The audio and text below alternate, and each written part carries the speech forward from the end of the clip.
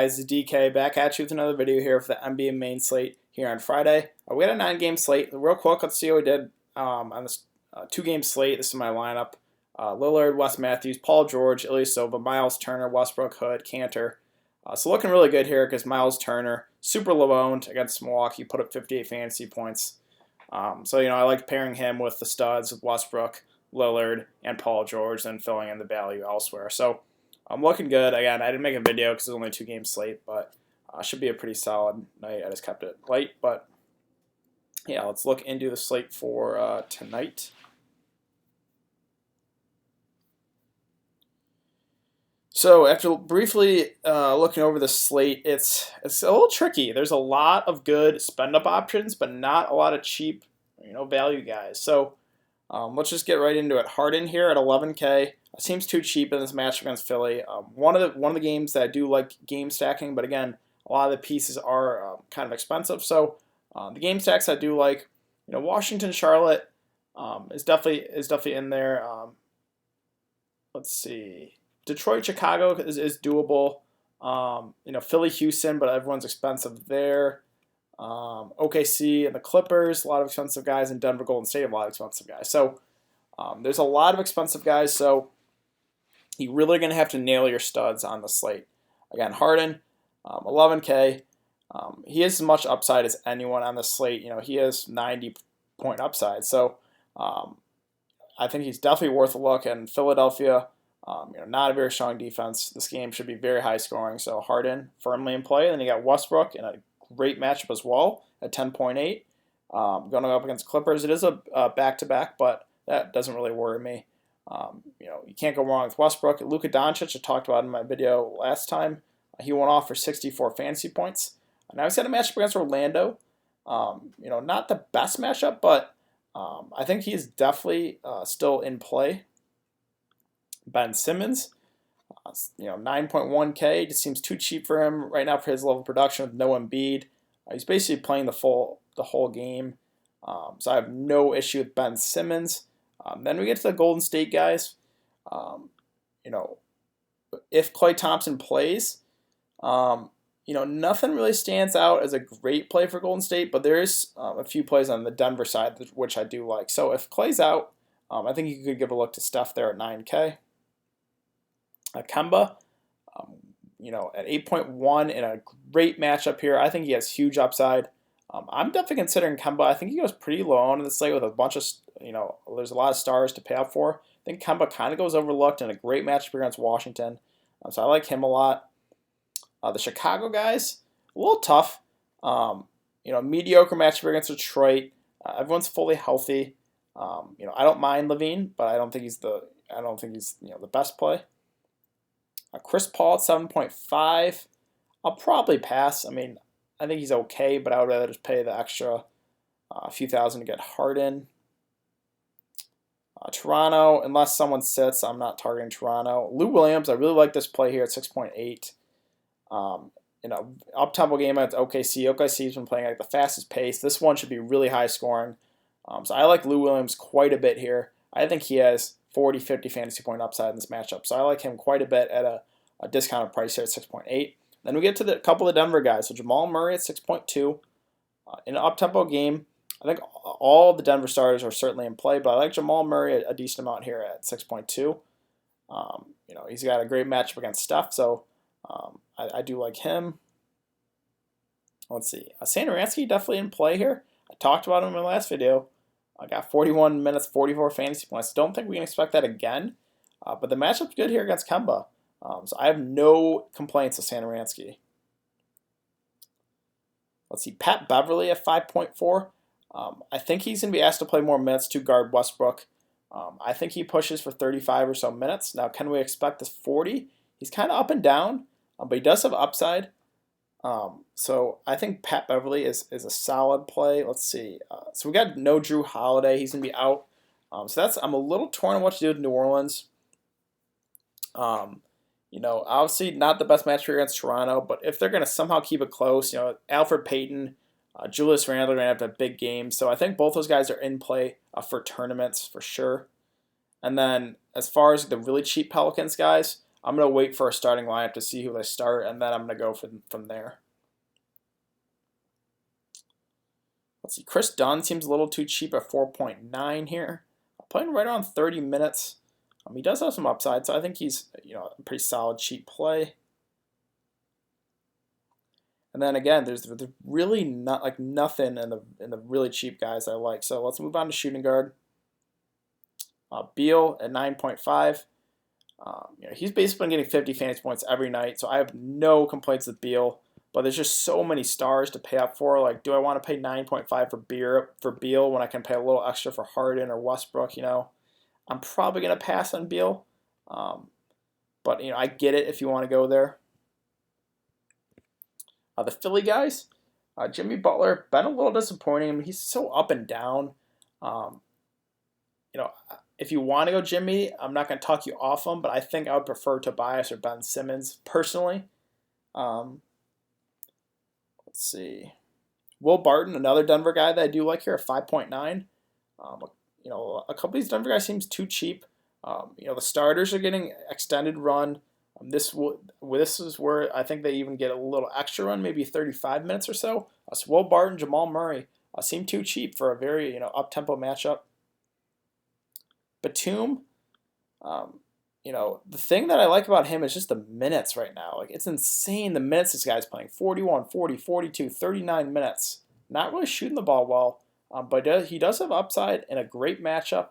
I'm considering Batum. The only thing I don't like is the price is up there a bit at 5.5, but the minutes, you gotta love that. Luke Kennard, he's been playing really well. I'm just not going to go there. I don't like playing scoring dependent guys, so I'm not going to go there. Gary Harris, another Denver guy I really like here at 4K. I talked about him. He had been off, but finally had a good game, 35 fantasy points. They're going to need his defense out there. I think the starters get extended. So, all three of the guards seem too cheap here for Denver. The guards' wings, Gary Harris, Barton, Jamal Murray. I do like quite a bit. And then the cheap, again, there's really nothing below that. So small forward, Paul George at 9.7. I think he goes virtually unknown on the slate, but he does have upside. Again, it is a back-to-back, but such a good matchup against the Clippers. I do like him. Durant, unless Clay's out, I'm probably just going to stay away from the Golden State side. Besides Draymond, Draymond still is too cheap, but other than that, I'm probably going to stay away from the Golden State side. Tobias here at 7.4, had an off game, but before that, 50, 35, 48 fantasy points. The minutes are really there for him. The matchup's good, so I don't mind Tobias. I think he goes really low on the slate as well. Aaron Gordon, the price is creeping up there, but the minutes, he's been really productive. It is a headache, rostering this guy. He can definitely hurt you. He can get 15, 20 fantasy points, but the matchup against Dallas is good. I think he goes kind of low on too. Again, I think it's going to be, a lot of people are going to pay up for the stars and try to fit in value elsewhere. And I think a lot of the mid-tier guys go pretty low owned.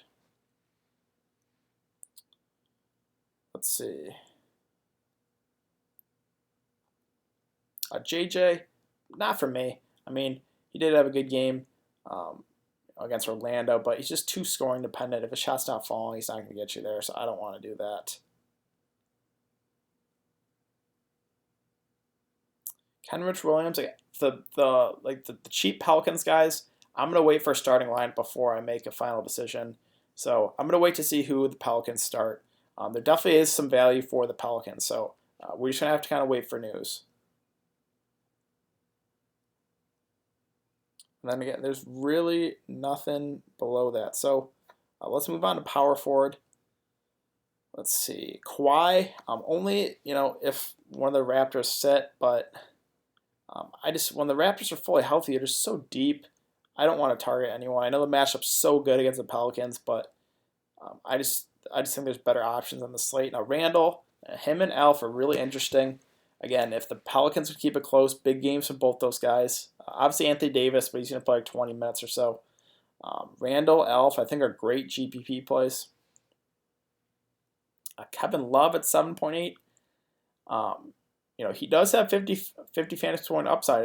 I know the minutes really aren't there, but he does have it if his shot's falling. But I'm probably not going to go there on this slate. Millsap, I think it's okay. The minutes have been really good, but I just like the guards' wings a little more. So I'm probably not going to go there with Paul Millsap here at 6.6. Anthony Davis, he's just not playing enough minutes. I mean, can he get you 40, 45 fantasy points? Yeah, but I'm just probably not going to go there. Montrez Gallinari, he did play 34 minutes against the Lakers, but that was a really good matchup. OKC kind of runs more big with Steven Adams.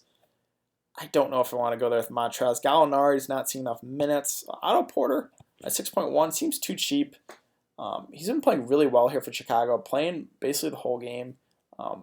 So I do like him at 6.1. Draymond, this is the Warrior I would play. I talked about him against Boston. He had a really good first half. He had 20 fantasy points, and then they got blown out. All the starters got pulled. He only played 25 minutes, so we can't be results-oriented. He was on pace for a great game. This game should be a close one. So I think Draymond at 5.9 is too cheap, so I do like him. Kaleo, I just don't understand what's going on with Eric Spoelstra. He goes from playing 24 to 45 minutes. The matchup here against Cleveland's good, but I don't know. I can't give you a rough estimate of what I even think he's going to play. He could play 20. He could play the whole game. I don't know. So he's been playing really well. I would assume Cleveland runs big. I'd assume he plays 35 minutes. If he does, I would like him quite a bit at 5.8, but it's just so hard to trust Eric Spoelstra. Bam, Whiteside are splitting minutes. Can you target one of them in a GPP? Yeah, but not on this slate for me. Jabari Parker, I think it's going to go kind of popular, but be careful here. I do like playing high usage guys off the bench, but look what he's been shooting here. 9 of 13, 10 of 11. He's been shooting really well, so I don't know if we can, expect this to continue, but the price at 4.9K, he seems cheap, and I think he's kind of popular on the slate.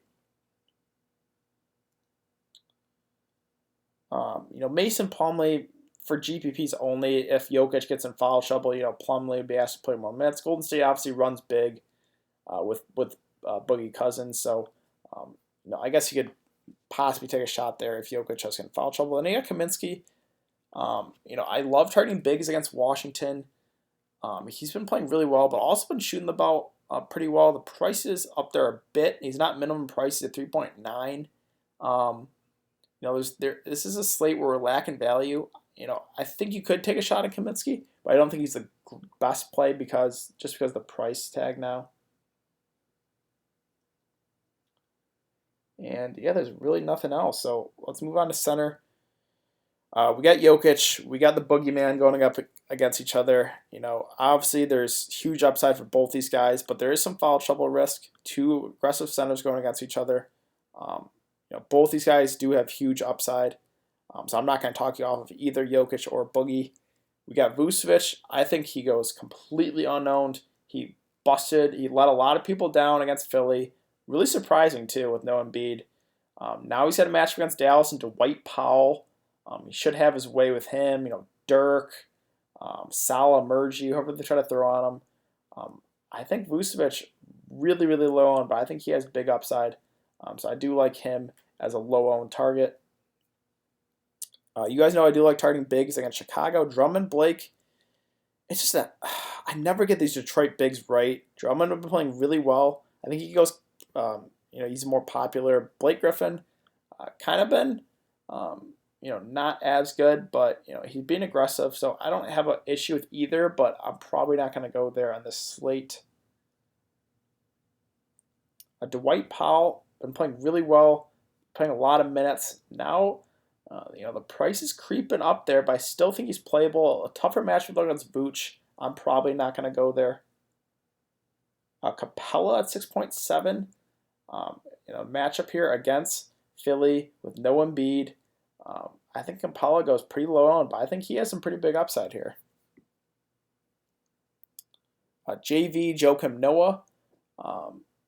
Both these guys also have upside. JV had been playing, close to 30 minutes a game, and then They went with Noah to close. You know, could you target one of these Memphis bigs? Yeah, but it's probably not the slate for me. Let's see. Is there anything else really down here?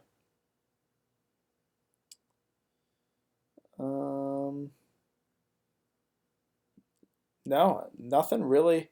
Pop on the page here for value wise. So I think that's about it. Again, value is kind of tough to come by on the slate. There's a lot of good spend up options, so it's really important to get your stars right. There's a lot. There is some game stackable games. Washington, Charlotte is definitely there. Detroit, Chicago's I think is okay. Then you got Philly and Houston. And you got OKC, the Clippers, Denver, Golden State, but a lot, expensive guys. So I think it's a pretty interesting slate. And yeah, I think that's going to do it for today's video, guys. So if you have been enjoying the content, please like this video, subscribe. If you have any questions, you can leave them in the comment section down below. So it's important to follow me on Twitter. That will be in the description below. I'll give my thoughts on when news comes out throughout the day. And I'll be back for another video on Saturday, so I'll see you guys then.